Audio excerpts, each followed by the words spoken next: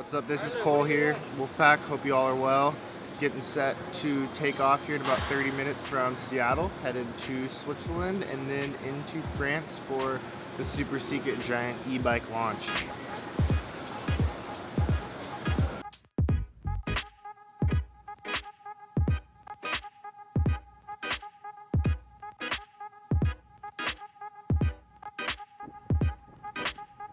Let's go get set up on a bike.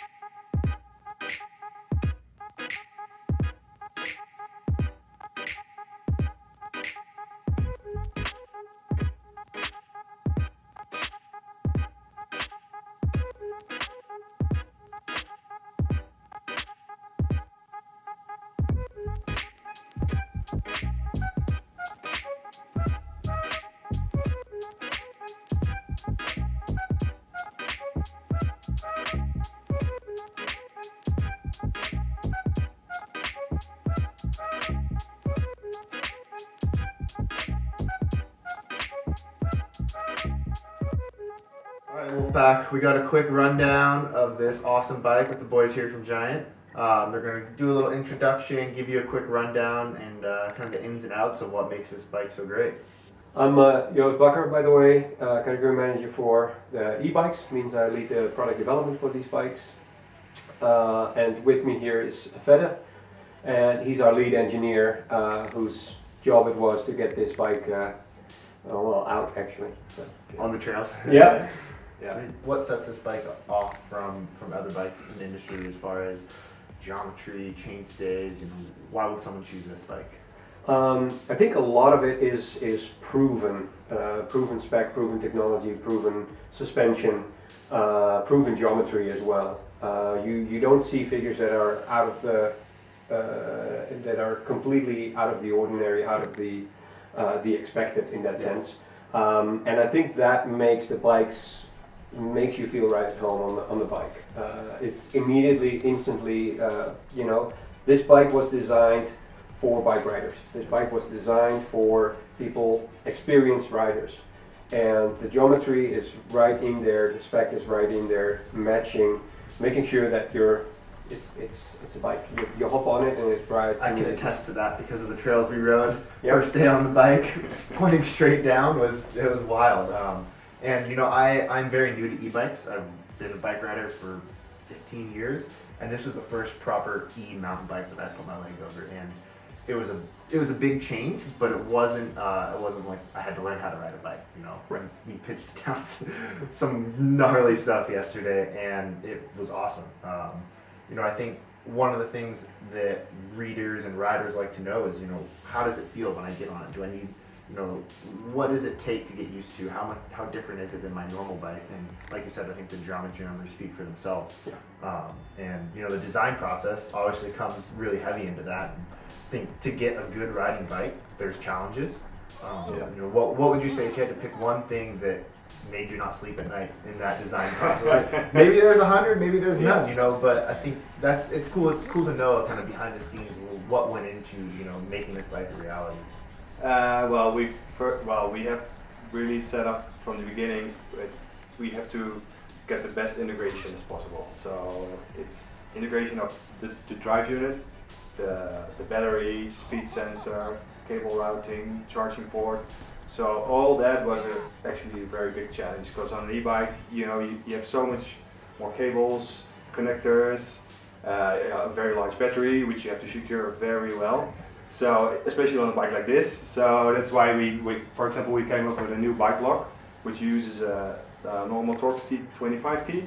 So you can really lock the key in place and make sure it's totally secure. So that's something we're quite proud of. Once in that, what was 56 kilometers, 34 miles. and 10,000 feet descend. Like, Yeah. this is a big day. Yeah. And to have virtually nothing go wrong on, for me, a whole new system, whole new trail network. You know, it was my first time actually using Axis. Yeah. And that was one thing, the only thing that took me a little getting used to, other than kind of adjusting for the center of gravity and where to position my body, was the shifting. It was a little different at first, but by the end of the day, it was kind of sad to go back to my mechanical stuff. And you know how clean the cockpit is. Yeah, and also I think the Axis is very good for an e-bike because you have less wear on cables. The shifting is very precise, so it's also more reliable for your complete drivetrain and durable. So that's also a very big improvement, I think, on e-bikes. Cool. With the power settings, we had talked about staying in that auto mode. You know,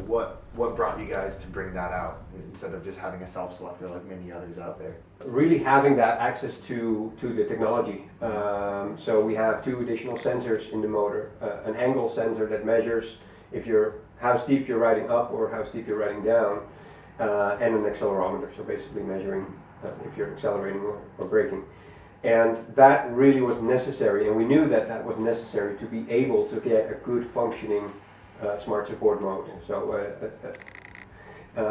So having that was a long wish for us. Yeah. Finally having it, and then we had to spend the time on the bike to tune that smart support mode to make it work as well as it does now. Sure. With the linkage and everything from your non-E range, you know, what changed in the kinetics of actually adjusting for this extra weight? Is it the distribution of where the links are, or then the actual placement of the pivots? Yeah, so the pivot points are actually quite different than our normal range, and that has first of all to do with the drive. So the drive's quite big here.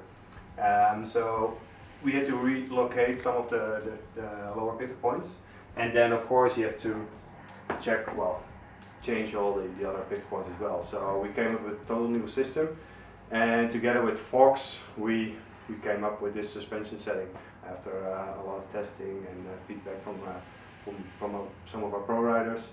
So actually we're very happy with how this turned out to be. So it's very subtle, smooth, but still enough. It has enough support and pop if you want to ride it very playful. So I did notice running a little bit more, again, new to e-bikes, I did run a little more pressure in the shock and the fork than I had been used to in the past. So starting I was a little worried, like, am I going to get on something that's really rowdy and not be able to control it? But the weight really felt good. Letting off the brakes and just plowing ahead on a trail, you have no idea what's around the corner, what's over the next log. Following a French guy that knows the trail exactly and is willing to just let off the brakes and go. That is to me where I felt the bike really came alive. Is when it got fast, rough, and again, that's the weight aspect to me. It took basically by the time we got down the first ascent, I understood where my body needed to be, and then from there it was okay. How comfortable I am on the trail, not on the bike. And for me, that was a huge win because I've definitely been on some bikes that didn't sit well, couldn't really adjust to. And when I found myself on some of the too steep of stuff, I did drop down into the manual mode. So then when we were pitched over, even a little bit of the weight on that pedal would kind of give me a boost in an area that I wanted no boost. But that was really the only time I came out of the auto mode. What is your personal favorite nitty gritty, either tech spec or just overall part about this bike, from riding it or from building it? It could be the axis, it could be the shock, it could be the linkage. So for me, it's I think our integrated downtube protector. So you have the battery cover, and we have all the motor covers, and usually there is a big cap in between, but that's also the place where a lot of dirt can come in to the covers. So we came up with this design. So we have an integrated downtube protector. It's actually a rubber piece which has a magnet, and it just snaps onto the motor covers. So it's fully sealed, it's well protected.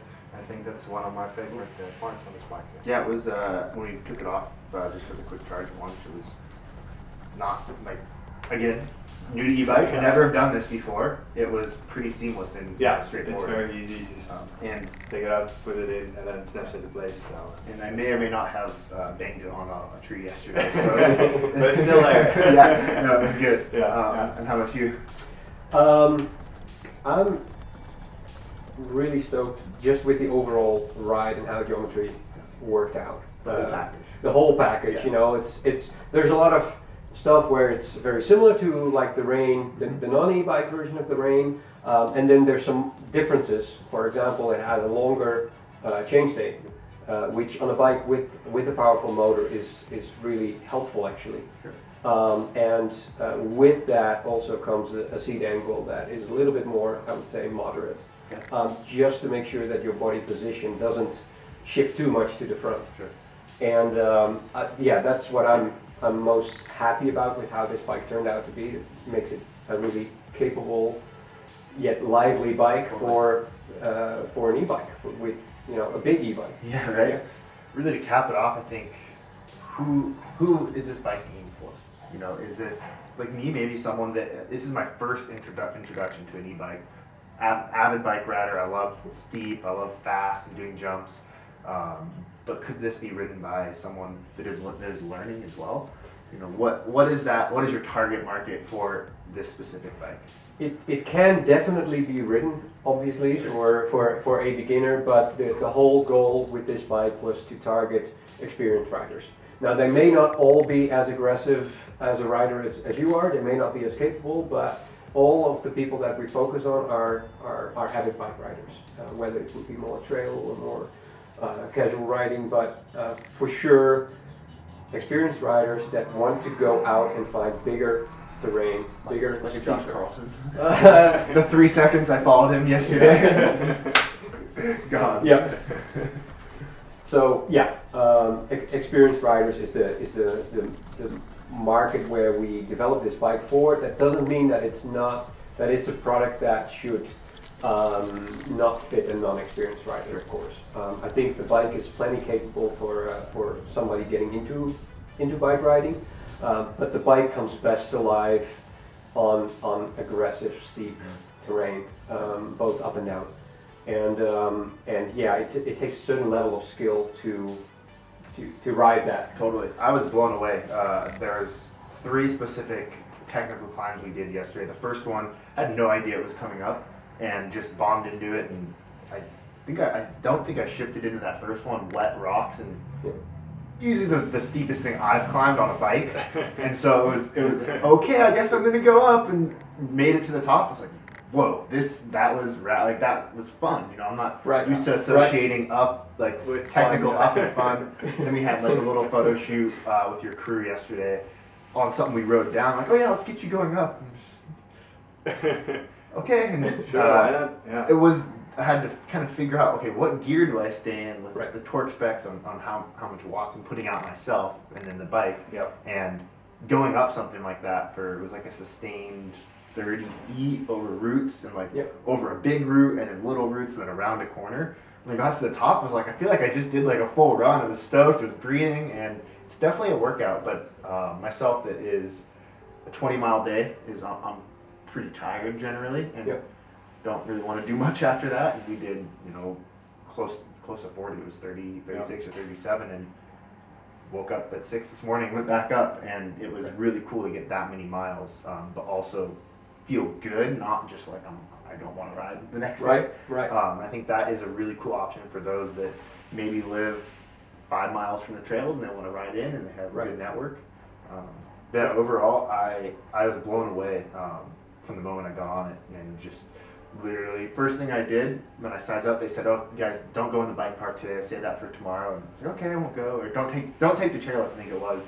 I just followed the chairlift line straight up the hill. It's like, all right, this is a good way to test it, and just bombed up, and people were like heckling me down from the chairlift, and that was really fun. Totally new experience, and I'm ready to own one. Good. Yeah. Cool. Good to hear. Good to hear. Well, I appreciate your time, guys, and Thank you. safe trip back, and You too. see you soon, hopefully. See you soon. Thank you.